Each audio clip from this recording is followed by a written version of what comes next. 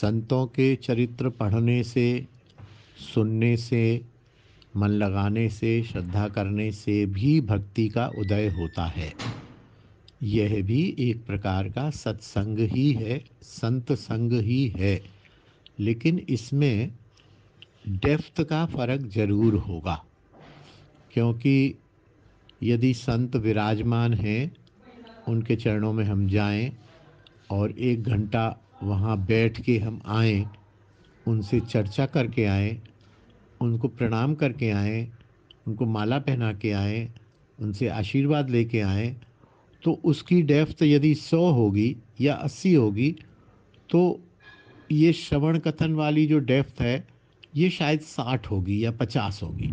थोड़ा फ़र्क होगा, लेकिन यदि हम कंपैरेटिव स्टडी करते हैं तो अब जैसे आप हैं, बाहर रहती हैं वृंदावन में, अपने गुरुदेव के आप दर्शन नहीं कर पा रही हैं, किसी संत से नहीं मिल पा रही हैं, तो उनके वचनामृत कोई सुने। जैसे आज हमने ये पूज्य सूरमा कुंज वाले बाबा का हमने एक वाक्य भेजा, आप इसको सुने, मनन करें, उनका चित्र हो तो उनके चित्र का ध्यान करें, तो इससे समथिंग इज़ बेटर नहीं, मतलब बहुत अधिक अच्छा प्रभाव पड़ेगा। लेकिन उतना नहीं पड़ेगा जितना आप साक्षात आके बाबा के साथ बैठें और बाबा के साथ बातचीत करें। बाबा की जो वाइब्स होती है ना, देखिए वाइब्स की बहुत कीमत होती है।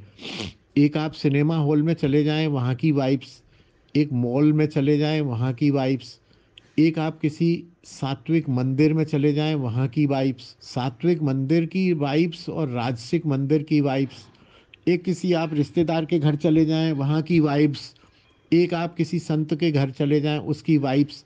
तो वो जो वाइब्स का चित्त पर जो प्रभाव पड़ता है वो मैनी टाइम्स हो जाता है।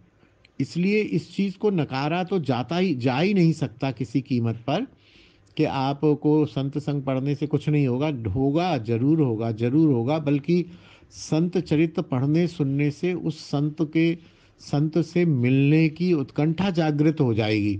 और जब आप उस संत से मिलेंगे तो उनकी जो वाइब्स, उनकी कृपा, उनकी करुणा, उनकी दृष्टि आप पर पड़ेगी, तो फिर उसका आनंद ही कुछ और है।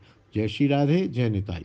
बोल हरि बोल, हरि बोल, हरि बोल, हरि बोल, हरि बोल, हरि बोल, हरि बोल, हरि बोल, हरि बोल, हरि बोल।